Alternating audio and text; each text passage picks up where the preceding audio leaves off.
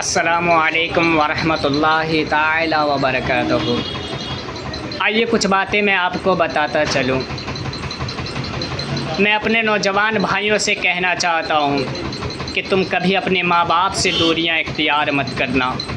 آج بہت لوگ بدیس جاتے ہیں کمانے، اپنی خواہشات کو پوری کرنے کے لیے بدیس جاتے ہیں۔ کوئی سعودیہ عرب جاتے ہیں کمانے، کوئی کویت جاتے ہیں کمانے، کوئی دبئی جاتے ہیں کمانے۔ اپنی خواہشات کو پوری کرنے کے لیے تم بدیس جاتے ہو کمانے۔ اگر تمہیں ضروریات پوری کرنے کا ہوتا تو تم یہاں بھی کما کر کے اپنی ضروریات کو پوری کر سکتے تھے، مگر تم یہ سوچ کر کے بدیس جاتے ہو کمانے کہ میں وہاں سے کما کر کے آؤں گا تو میرے پاس ایک اچھی سی بلڈنگ ہوگی، میرے پاس ایک اچھی سی گاڑیاں ہوگی۔ تم یہ سوچ کر کے ماں باپ سے دوریاں اختیار کر لیتے ہو۔ اسی طرح اسٹیشن میں ایک آدمی ملا، اس نے کہا حافظ جی میرے لیے دعا کر دیجئے، میں بدیس جا رہا ہوں کمانے۔ میں نے کہا یا اللہ اس کی آخری سفر ہو۔ اس نے کہا حافظ جی میں نے تو دعا کرنے کہا تھا، آپ نے میرے لیے کیسی دعا کر دی ہے؟ میں نے کہا سن، میں نے بوڑھے ماں باپ کے کہتے ہوئے سنا ہے کہ مولوی صاحب میرے بیٹے کے پاس ایک کال کر دیجئے،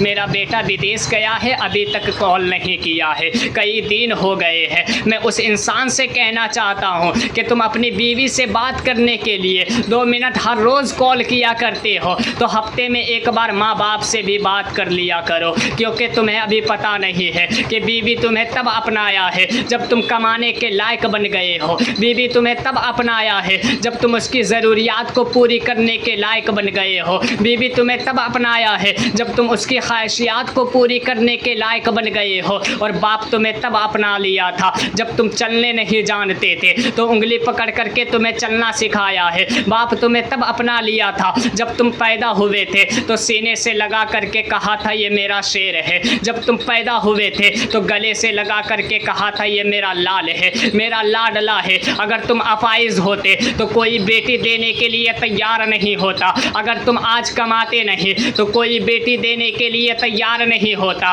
اگر آج تیرا ہاتھ صحیح نہیں ہوتا تو کوئی بیٹی دینے کے لیے تیار نہیں ہوتا۔ لیکن ایک باپ ایسا ہوتا ہے اگر اس کا بیٹا اپائز ہے تو سینے سے لگاتا ہے، اگر اس کا بیٹا کماتا نہیں ہے تو گلے سے لگا کر کے کہتا ہے یہ میرا شیر ہے، یہ میرا لاڈلا ہے، ایک دن ضرور کمائے گا۔ آج تم اپنے ماں باپ کی خوشی مارتے ہو، تم اپنی پسند سے شادیاں کر لیتے ہو، تو ماں یہ سوچ کر کے رکھی تھی کہ میرا بیٹا جوان ہوگا تو ایک اچھی سی دلہن میں اپنے گھر لاؤں گی،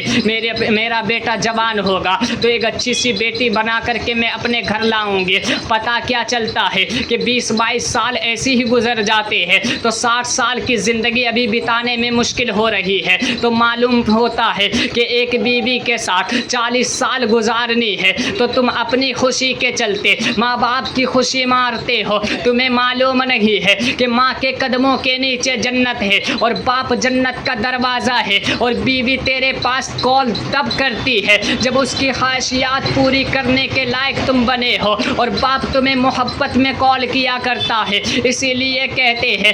کہ تم ماں باپ کی باتیں مت ٹھکرایا کرو، کیونکہ اگر تیرے لیے 40 ولی اگر تیرے لیے ہاتھ اٹھا کر کے دعا کر رہے ہیں، اور ماں اگر گوبر سان رہی ہے اور تیرے لیے دونوں ہاتھ اگر اٹھا کر کے دعا کر رہی ہے تو 40 ولیوں کی دعا رد کر دی جائے گی اور تیری ماں کی دعا قبول کر لی جائے گی۔ ذرا کہہ دے سبحان اللہ۔